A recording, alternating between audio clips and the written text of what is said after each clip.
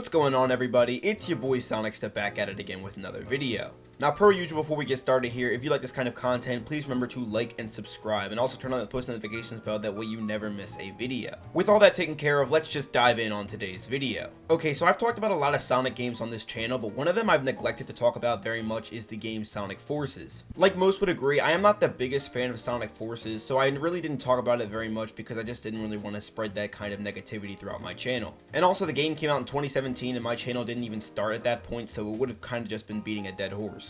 But even still, with it being the most recent mainline Sonic game that we have to date, I'm thinking that perhaps I can take the time to talk about it, but in a more positive light. Personally, I don't believe Sonic Forces is a great game, nor even a good game, but even still, I believe there are some good aspects with it. So in today's video, I'm going to shed some light to some of the more positive aspects of the game Sonic Forces. Throughout the video, I'm going to be discussing on a couple of things that Sonic Forces tried to do well. Whether you think they did a good job of this or not is entirely up to you. And one final thing before I dive into this video right here is I'm going to say that these are completely my own opinions. These are my own thoughts on what I believe Sonic Forces tried to do well. If you guys disagree with what I have to say, then let me know in the comment section down below. But anyway, without wasting any more time, let's get right off into it. First things first, Sonic Forces really tried to give us a dark story. On July 23rd, 2016, we got the first debut trailer for Sonic Forces.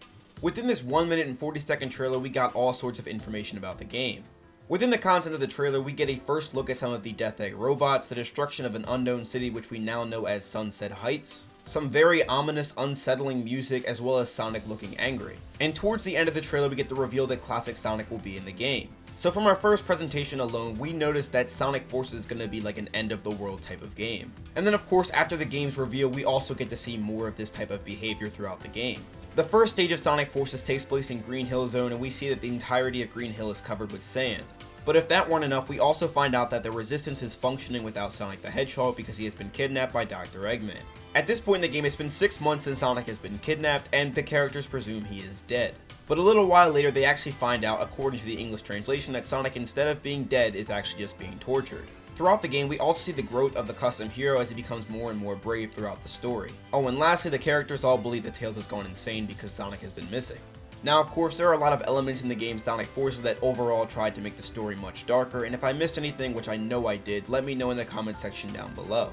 But anyway, it's important to remember that I said Sonic Forces tried to be dark. Overall, with everything I just listed, without any other prior context or prior knowledge, you would have thought that Sonic Forces was actually a very dark game.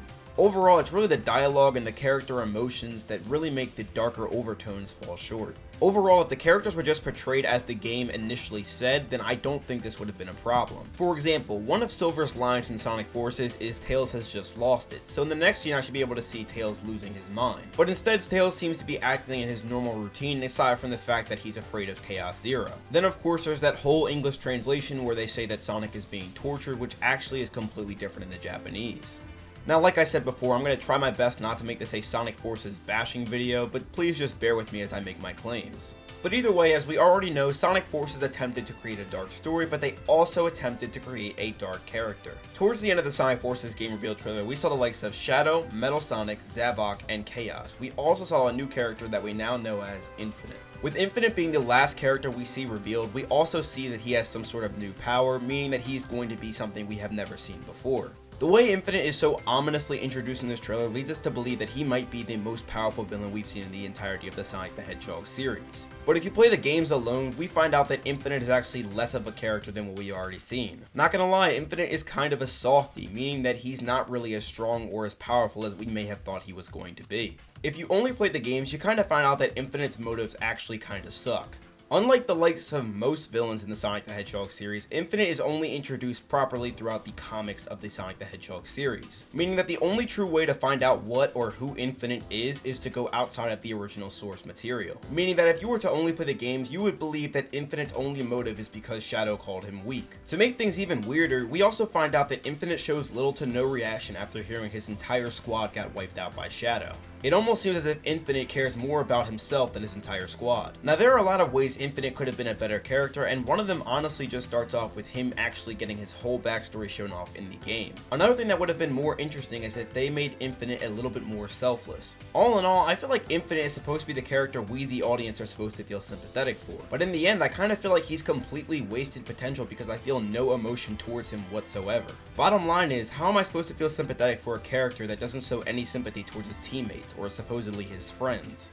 I mean, throughout the game, we're led to believe that Infinite has some prior history with having bad friends, as he says that friends are nothing, but we really don't see him have any interaction with the Jackal Squad at all. With that being said, I'm not really totally sure why he has all these friendship issues and this whole hatred thing towards friendship. However, I do believe if we got more of a backstory between Infinite and the remainder of the Jackal Squad, I would have felt for the character a lot more. If you want to see me talk more about Infinite, Sabok, and a whole bunch of other Sonic bad guys, I actually made a video dedicated to Sonic villains. If you haven't seen that yet, and if you're interested, I definitely suggest you checking that out. The next thing that I honestly and truly do believe is worth mentioning here is the character customization options. Now the character customization option is really important because this is something the Sonic the Hedgehog series has never done before. There are a lot of Sonic fans out there who really enjoy the characters so much that they go out of their way to create characters that resemble other characters in the Sonic the Hedgehog universe. They create characters who look like they belong in the Sonic the Hedgehog world. So it's a really cool and unique nod to fans knowing that we can create our own characters and put them in the game. Now to me, this really is still a very cool idea that they have this option, and it's really cool sometimes messing around with it, seeing all sorts of different options you can do. However, it kind of feels limited after a while. It's pretty cool how you're presented with a variety of different animal options, but after a while they all just seem to kind of blend together. There are a lot of clothing customization options, but I think would have been really cool if they had some other type of customization options as well. Personally, I would have loved it if my Sonic OC would look a little bit more like a Sonic OC. Now don't get me wrong, some of the customization options look like they belong in the Sonic universe, but there's others that look like they're just completely bland, unoriginal, uninspired characters. In other words, the customization options are rather limited to just clothing. Another feature that could have been really cool is if each character had their own power. I mean, honestly, with other characters having the ability of super speed, flight, or anything else along those lines, and my OC only having the ability to use a Wisp or two, kinda just makes it feel like I'm out of place. Also, from a narrative perspective too, it just doesn't really make that much sense. Think about this for a second. The Resistance with the power of Shadow, Silver, Team Chaotix, and Amy all lost to Infinite and Team Eggman. However, things start to make a world of a difference when the custom hero shows up with just a Wisp on. From a narrative perspective, it just makes everybody else look relatively weak compared to the custom hero. This wouldn't be so bad if the custom hero also had powers to make him look different than everybody else. But anyway, aside from not making a whole lot of sense from a narrative perspective and also being rather limited, the custom hero option is a pretty good option. But anyway, with all that said and done, let's move on to my next point in this video. For this point, once again, we're gonna have to go back to the Sonic Forces game reveal trailer. Now, I subtly mentioned this earlier, but I really wanted to take the time to talk about how Sonic Forces tried to implement the success of Sonic Mania's Classic Sonic. By having Sonic Forces cross over with the likes of Sonic Mania, it kind of made Forces seem like it was going to be a much better game with a higher intensity story. It made playing Sonic Mania give you a bit more background on where the Phantom Ruby came from in the first place.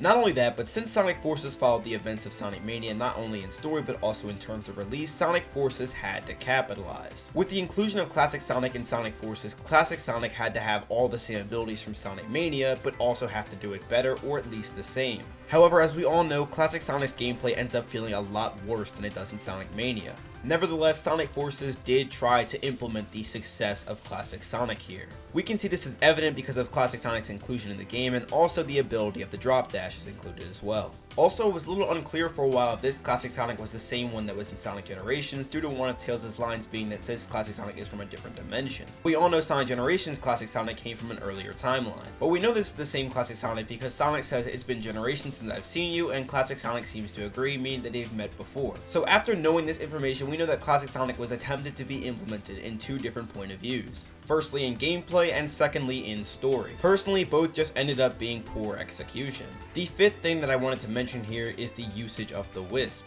Now, to be totally honest here, the Wisp haven't played a major role in Sonic games since Sonic Colors. They've taken minor roles like being partially optional in games like Sonic Lost World. However, like I mentioned before, the custom hero uses them as a weapon. They still don't necessarily add anything to the story, but even still, they are forced upon you to be playable in the actual game. The Wisp bounds, however, they either make your gameplay very easy and very fast paced, or they make you very slow. There really isn't any in between. The only Wisp I really ended up ever using was the Burst Wisp because it was just the one that didn't really slow down that much gameplay. But overall, it was just very easy to use and nothing nothing ever really ended up hitting me.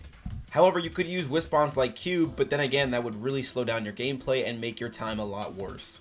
However, there are some positives to the Wisp bonds. Depending on which level you're playing and which Wisp bond you're using, you can get to the goal line faster by taking a different route. Granted, this does not happen a whole lot, and it primarily only happens with the Burst Wisp, but even still, I like the idea. But overall, I can't honestly say I had a whole lot of fun using them, considering the fact that they were all just way too easy. Personally, I am a big fan of challenges in video games. I'm actually a huge fan of Eggman Land in Sonic Unleashed. So when I see how easy this is compared to games like Unleashed, it just kind of makes me wonder what was going on. Nevertheless, they tried with the whole Wisp option. Now initially the title says 5, but I came up with one more idea while I was in the middle of recording. And that idea deals with Shadow the Hedgehog attempting to feel relevant again. Shadow has his own story in the events of Sonic Forces, basically portraying what happened before the events that actually took place with Sonic getting kidnapped. His gameplay bears much resemblance to Sonic, so there really isn't a huge difference there. I already mentioned his role in episode Shadow, but when it comes to the base story, it seems as if he's doing absolutely nothing. When the game was first revealed, we were led to believe that he was going to be one of the major villains we'd fight in the game.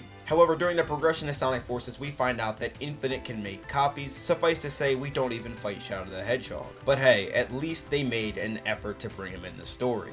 With all that said and done, those were a few areas where I saw Sonic Forces at least make an attempt. Again, whether that be a good or bad attempt is entirely up to you. But overall, what are your thoughts on Sonic Forces? Let me know in the comment section down below. Where are 5 areas where you saw Sonic Forces try? Again, let me know in the comment section down below.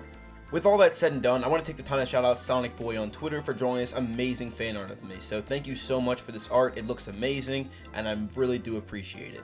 And lastly, I want to take the time to shout out some of my amazing channel members. Thank you guys so much for your everlasting support, because you guys continue to drive me day by day. So once again, I thank you all for being such great motivators. If you want to join my channel, there will be more information in the description down below. But anyway, thank you guys so much for watching. If you like this video, please remember to like and subscribe. And with all that being said, this is your boy SONICSTA signing out. Have a blessed day, y'all. Why are you playing that trash?